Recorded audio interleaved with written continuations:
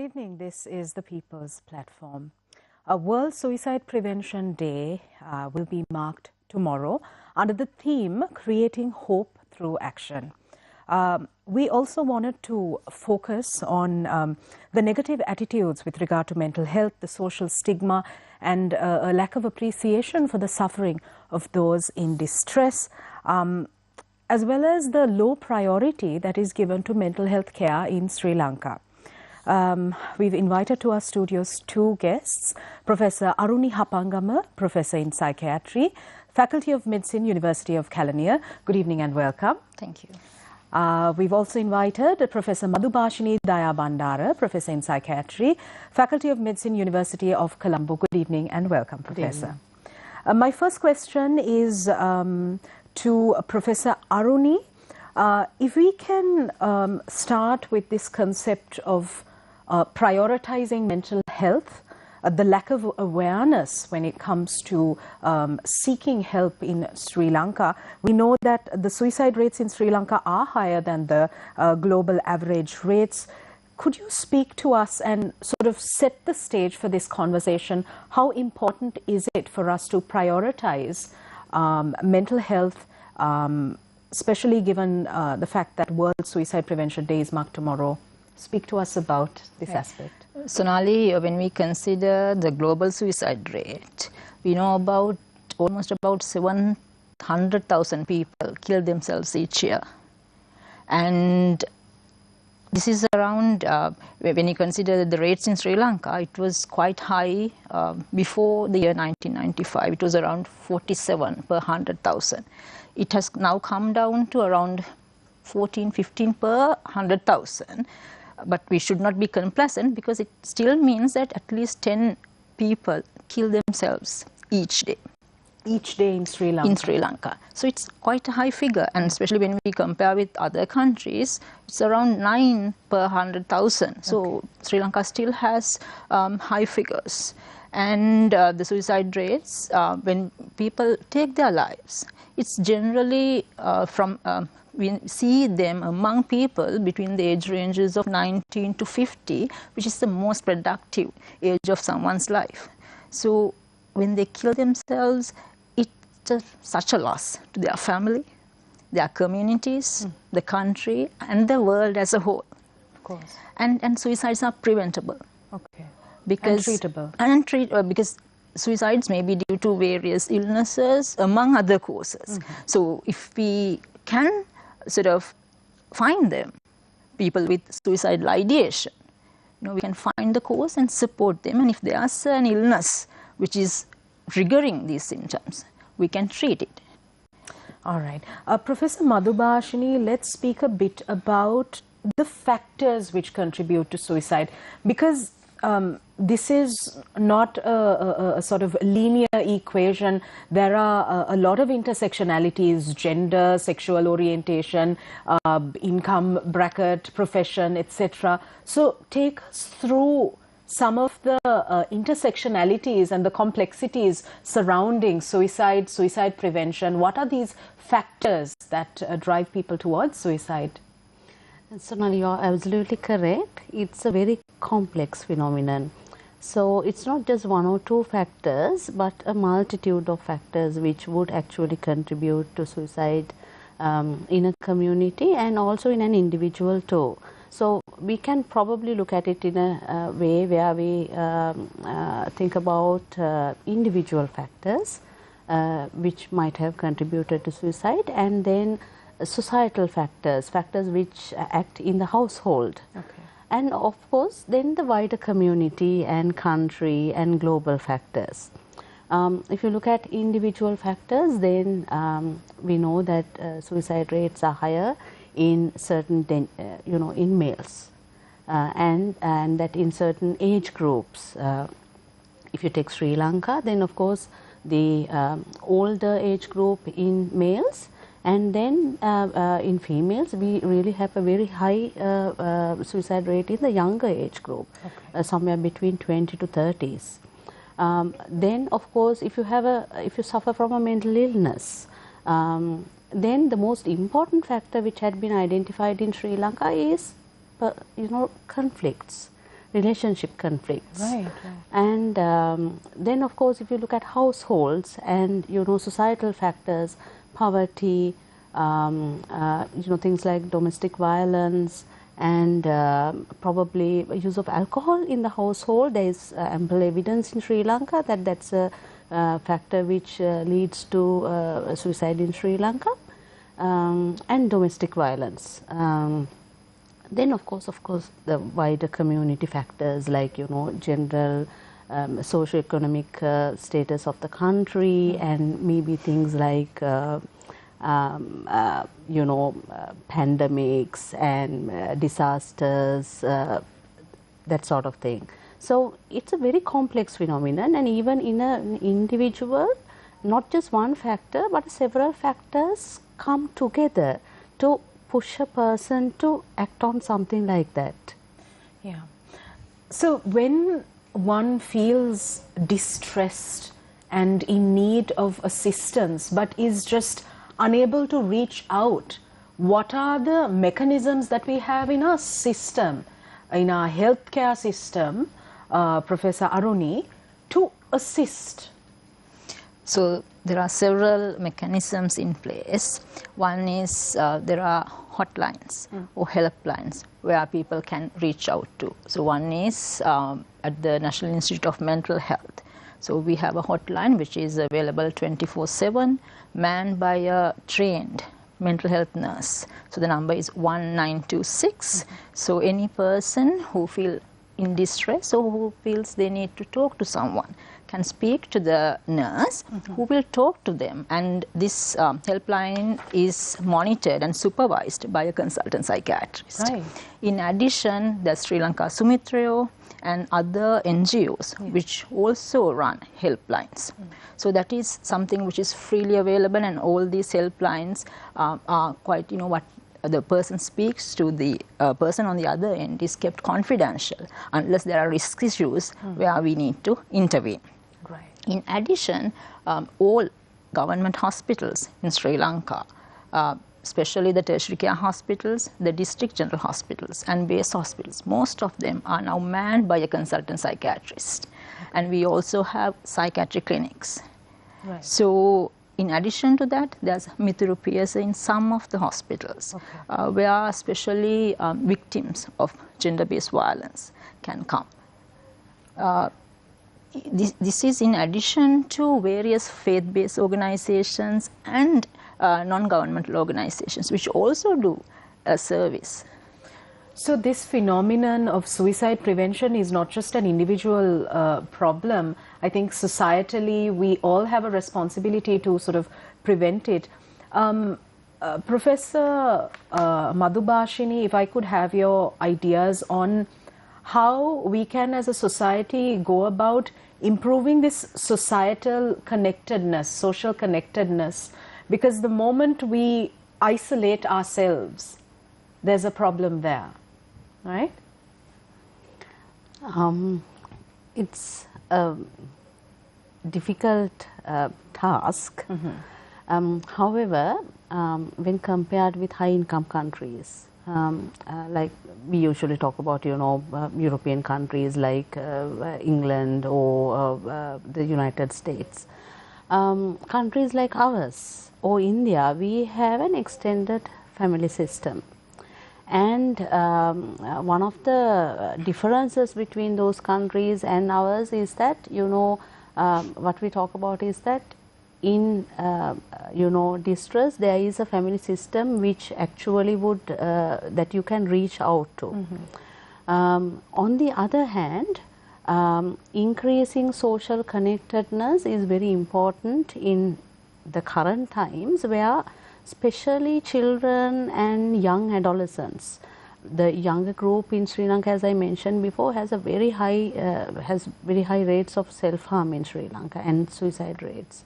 So therefore, they tend to be disconnected from their peers and from their parents and from their relatives than before. Right. And it's important that at school levels and especially that we increase this connectedness and provide them with the necessary skills to reach out for help when they are in distress. And I think most of the schools nowadays in Sri Lanka have a school counseling service. And it's really important that these services are extended to schools which don't have these services, where young people especially can reach out when they are in distress. Okay. Professor Aruni, continuing from Professor Madhubhashini's comments, this concept of improving social connectedness, speak to us about how this needs to permeate through the stratas. For example, if a battered woman goes to a police station and the police officer says, oh, that's your husband, go back to your abuser, think about the children, clearly there's something wrong with our social fabric. So the importance of sensitization in police officers, mental health workers, nurses, the whole spectrum, schools, school principals, teachers, how does our health system ensure that all of these sectors are captured in sensitization programs? So Sonali, I think for the last few years, most of the police stations have a what we call a women's and child's desk. Yes. And so are most of the hospitals. We have, as I said earlier, something called Mitrupiasa. So people who are manning them, the police officers and the nurses in these desks, have had programs to improve their knowledge regarding how to talk to a person in distress. We are not talking about mental illnesses, but a person who is asking for help. And also because mental illnesses, and including suicide, carries a huge stigma in our society. So how to sort of validate their feelings and their cry for help.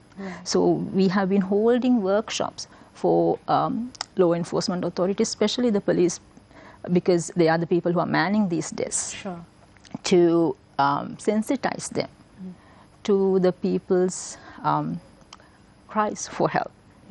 And in hospitals, we have the doctors get training programs, especially the medical officers who are manning the psychiatric clinics, because some of the hospitals might not have a consultant psychiatrist at some points. We have medical officers of mental health, and in all medical faculties in Sri Lanka, the undergraduates now get 2 months in their final years where they do a clerkship in psychiatry. So they get more sort of information and education about common mental illnesses, how to communicate with someone who is in distress, a relative who is in distress. So we are trying to cover all strata, from doctors down to legal authorities, law enforcement authorities, as well as religious and faith-based organizations. Absolutely. Professor Madhubhashini, let's go back to the school system. You earlier mentioned that relationship issues are one of the key areas where kids or young persons really sort of resort to self-harm or suicide, attempted suicides, etc. So at the core of it lies this issue where young children are don't have the skill set to deal with their problems, or they think that that's the end of the world. So how do we as a society sort of go about inculcating knowledge in kids on how to handle problems? I mean, there has to be a sort of scientific methodology on how to go about this, right? Like, what are your thoughts on it? Sonali, I think it's a problem of it's not a problem of not having some of these skills. I think it's particularly the suicide culture which is promoted in the country. So seeing suicide or self-harm as a solution, right, or as a way of resolving conflict. Okay. It might be conflict with peers, or with maybe a friend, or maybe in a romantic relationship. It might be with your parents. One thing that we have to do is to discredit this culture where you resort to self-harm as a means of expressing your distress and crying out for help. So instead of that, we have to inculcate in adolescents and young children how to ask for help in different ways. Okay. Then the other thing is, developing a culture where young children are not only focused on education, and we have this culture where we focus a lot on education and achieving in exams and getting the highest marks to enter particular selected courses, but other aspects of life like art and expressing yourself, like being creative, sports, and social, working for social welfare as young people. So I think those values should actually be highlighted, and those would actually lead to discrediting the suicide culture in younger people. Teachers have a massive role to play, right? Because sometimes parents may not be aware, especially parents in rural areas in Sri Lanka may not be aware of how to sort of navigate through these complex conversations. Parents, I think parents find it difficult to get through to adolescents, particularly because adolescence is a time when you experiment with things and you have different ideas, you explore, and it's a time particularly when parents also tend to disconnect with adolescents at that age. And it's important that you keep the connections with your child, even after grade 5 scholarship, and when they go on to O-levels, you should not let them go. You keep your connections with the child. Yeah, okay. Professor Aruni, let's talk a bit about the 1997 Presidential Task Force and the recommendations that came along with it during the tenure of President Chandrika Kumaratunga. So Nali, the reason why that particular Presidential Task Force was said was, as we said earlier, we had the highest or the second highest rates in suicide when we compared with the rest of the world. The suicide rates were high as 47 per 100,000, which meant almost 25 people killed themselves each day in Sri Lanka.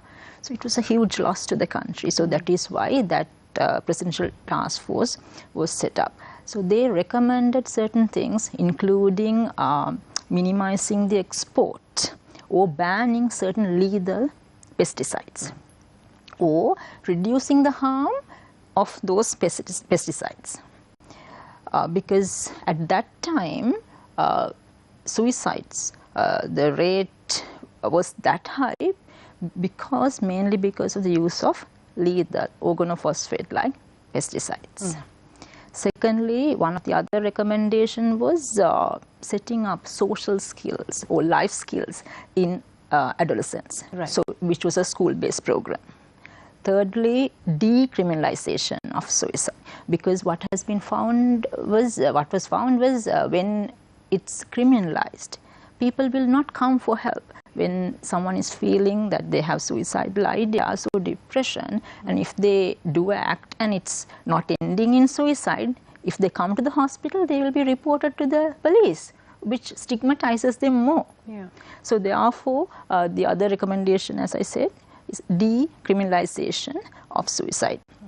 The other recommendation was working with media for responsible reporting of suicides. So these 4 aspects were not only recommended, but they were implemented. Yeah. And that is why I think now we have lower rates than 1995, but still we have higher rates when compared with the world.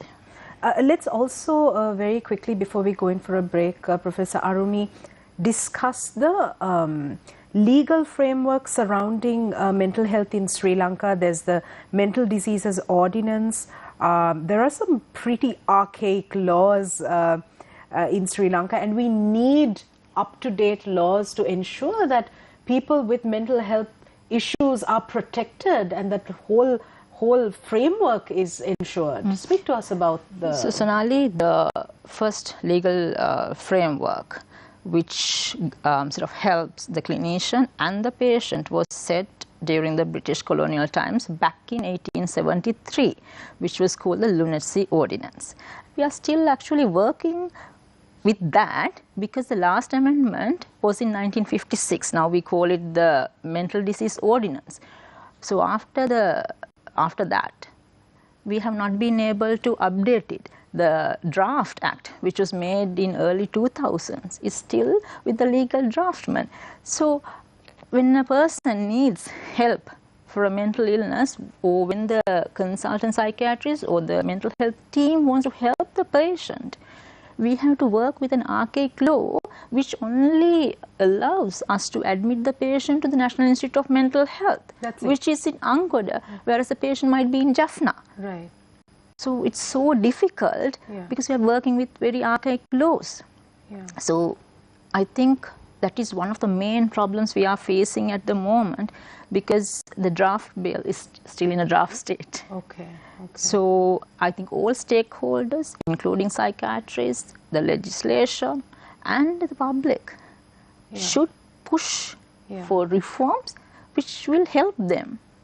Okay, fantastic. We're going for a short commercial break. We'll be right back.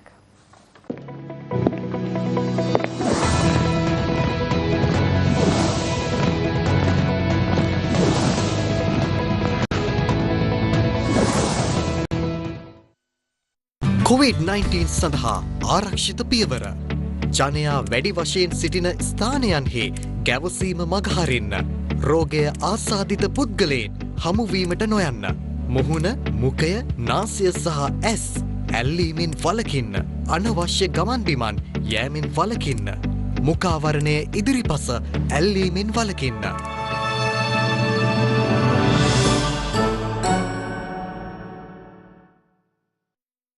කතාවයි ක්‍රියාවයි අතර වෙනස අහවර නොවන මෙහෙවර ජාතික මෙහෙවර මේ තියෙන කෘෂිකර්මාන්තයේ ප්‍රශ්න පහුණාට කමක් නැහැ ගොවිතැන් කරන්න අපි වන්දි දෙනවා වීවල ඉහළ මිලක් දෙනවා ලෝකෙ නැති කතන්දර හිටපු ඇමතිවරු කිව්වා ලෝකෙ කිසි රටක කෘෂිකර්මාන්තයේ අඩාල වෙලා නැහැ චීනය ජපානය වගේ රටවල ගොයියට සහන ක්‍රම දීලා ගොයියා ගොවිතැනෙන් ගලවගෙන තියෙනවා ඔබේ ආගම රට මේක තිබ්බොත් ඔබ ජීවත් වේ අපි බොහෝ දේවල් ක්‍රියාවට නැංගිය යුතු කාලය ලැබිලා තියෙනවා හැම කෙනෙකුටම පුළුවන් ටුවරිසම් වලට දායක වෙන්න. ලංකාව වටේට මුහුද තියෙනවා. ලංකාවේ කිසිම තැනක විදේශිකයෙකුට කන්න සී ෆුඩ් එකක් නැහැ. වැඩකට ඇති කතාබහක ඉඩකඩ සතිය දිනවල උදෑසන 10:00ට TV1 ඔස්සේ.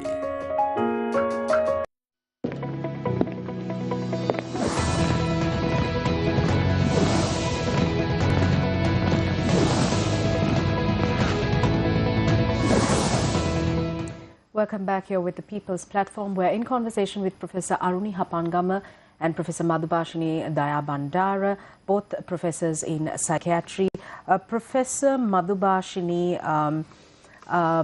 let's talk a bit about this concept of self-harm and the increasing trends where there's a lot of reportage on self-harm through over-the-counter drugs and the need for regulation of this aspect. So Sonali, when we talk about suicide, the other term that we use is self-harm. So suicide is an act where somebody has actually taken their own lives. And self-harm is an act where they would have done something intentionally to hurt themselves, maybe with suicidal intention, maybe not. Very often it's an act of, you know, we can see it as a cry for help. Sure. Or else, you know, it might be an act where you had not thought about the consequences, and out of distress you would have done something to resolve the situation. And you know, while the suicide rates were going down in Sri Lanka since 1995, we saw that the self-harm rates were going gradually up till around 2012. Okay. But now we see the trend is that both the suicide rate and the self-harm rates are coming down, which is a good trend. Yeah. And but you know, one of the worrying things is that there is a lot of self-harm by over-the-counter medication. So basically, you know, things like paracetamol and what you know, detergents and you know, whatever is available for a person over the counter to be bought freely. So we might not be able to regulate a lot of things, but possibly this might be one aspect that we can intervene in, where you know, things like over-the-counter medications can be regulated. So I'd like to take one example from the restrictions on pesticides. Okay. So one of the things after the 1997 Presidential Commission that happened was that there was the sale of pesticides was restricted. So I don't know if anybody remembers, but when I was small, I could go and you know, buy. My parents did paddy field cultivation. Right. I could go and buy pesticides. Okay. But nowadays, sellers are very responsible. They would not sell pesticides to a person who is underage, right, or you know, being distressed. And there are many instances where we have heard from our patients where sellers have been responsible and therefore their lives had been saved. Right. Okay. So in the same way, possibly, you know, curtailing the amount of medicines which are sold at a particular time to a young person or somebody might be one way of, you know, regulating this.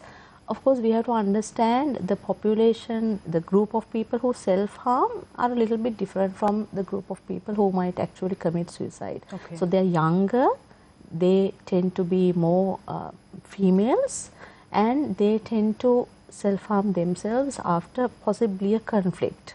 Right. And they might have less, you know, risk of having a mental illness than people who might actually do it with suicidal intentions. Okay. Professor Aruni, if we are to speak about a solution-oriented approach, given the abysmal budgetary allocations for health and specifically mental health, and the archaic laws that govern mental health in Sri Lanka, what must be the way forward? Sonali, I believe it should be a multi-sectoral effort, because a single person might find it difficult. It has to be a top-down as well as a bottom-up approach. So as we have been talking, our legal system regarding managing people with mental illnesses needs to be updated to be in line with the mental health acts of other countries, because the society has changed from 1956, multiple changes. So they have to be included in the Mental Health Act. Right. Secondly, there has to be changes in the way we look at people with mental illnesses. So a lot of work needs to be done to reduce the stigma around mental illnesses, suicide, debunking myths around suicide. And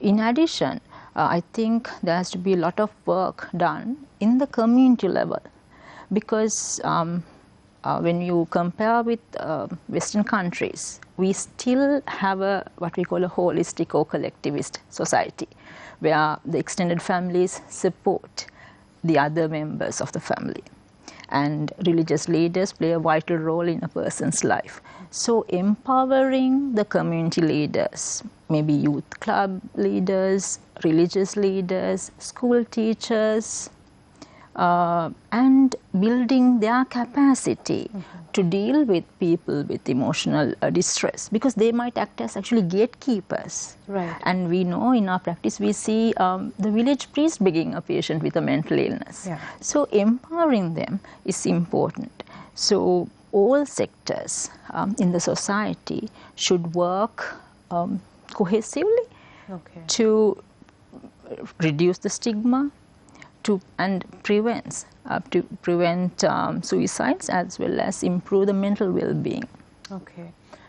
Professor Madhubhashini, if we take the the class aspect of prioritizing mental health. We see a lot of upper middle class or elite English-speaking sectors of society are more open to seeking out mental health, going to a therapist, going to a psychiatrist, taking medication. But this doesn't sort of trickle down to the grassroots level communities. How can we bridge this gap? So now the way I see it is that, you know, the stigma against mental health, it pervades all levels of society.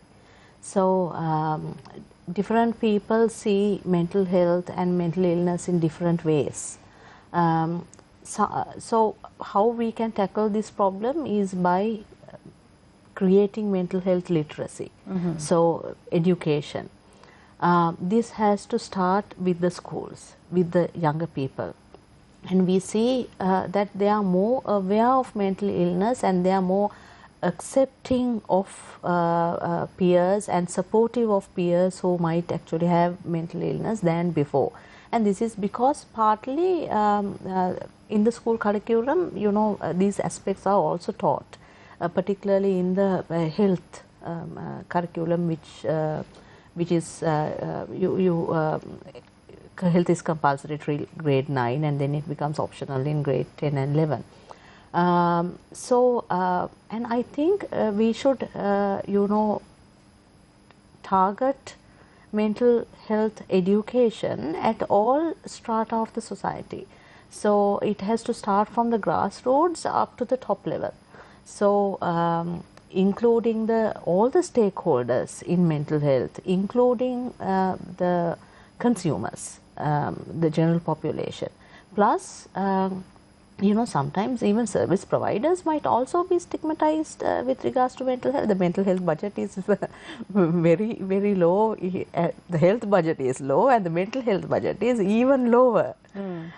So therefore, you know, it's really important that we address all the stakeholders in these, you know, mental health education activities. Professor Aruni, as a society where, you know, there's a lot of importance on art and culture and recreation and dance and song,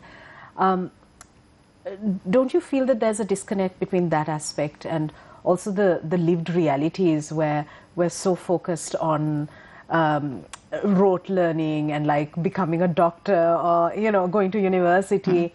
So the joyful aspect is lost from our lives. How do we bring this in? Because as Professor Madhubhashini was earlier telling, I think it's one of the reasons why we have such a high rate of self-harm among the adolescents, because the upbringing of the adolescents is so focused, educational focused, to enter the university and have a good life in that sense, not to have a holistic life. So the social skills programs, which we mentioned earlier, actually speak about what you mentioned.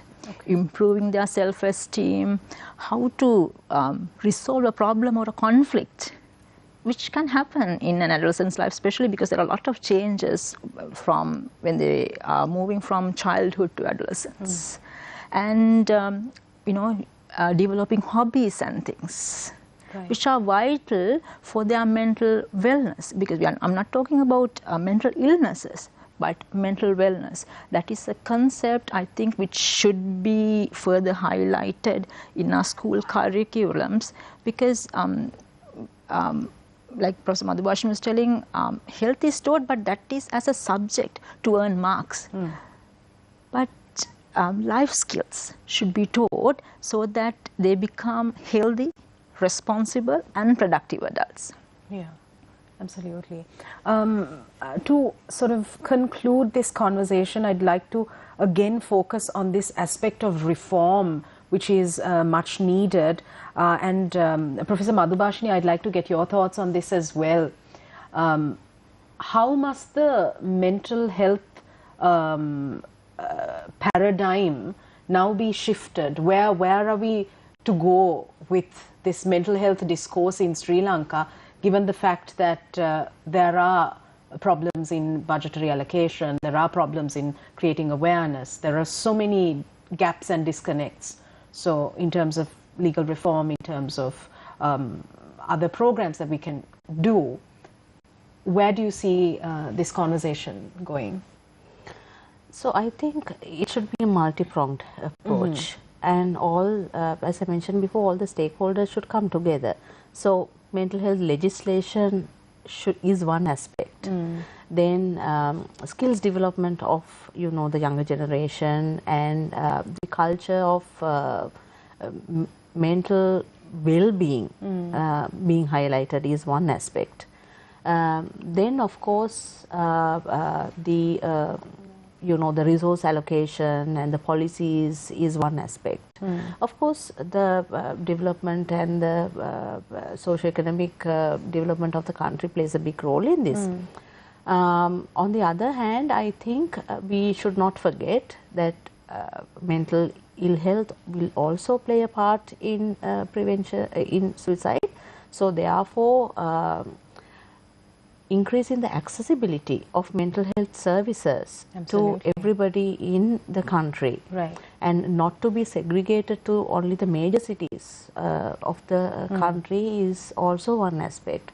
So all these should come together, and it's not only the health sector. So the education sector, the legal sector, and of course the welfare sector, the social services, all should come together, and it's going to be a multi-pronged approach.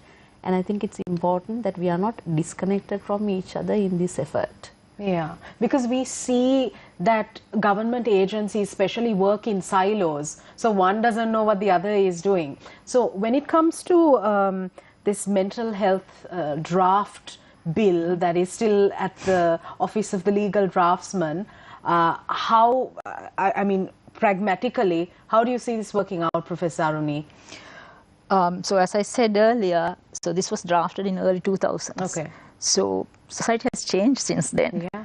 So I think we are actually the Sri Lanka College of Psychiatrists, which is instrumental in sort of writing up the policy with the involvement of other stakeholders, are having discussions of making certain amendments to suit the current societal needs as well as the human rights. So that is being currently addressed, and I hope that these changes will be included in the draft bill, and that it will go through the parliament quickly, so that people who need help can receive the help they need. Absolutely. Thank you very much, Professor Aruni Hapangama, Professor in Psychiatry, Faculty of Medicine, University of Kelaniya. Thank you so much for joining us. Thank you. And Professor Madhubhashini Dayabandara, Professor in Psychiatry, Faculty of Medicine, University of Colombo. Thank you for sharing your insights. Thank you for watching us. We'll see you again next Monday with the Sinhala edition of the People's Platform. Good night.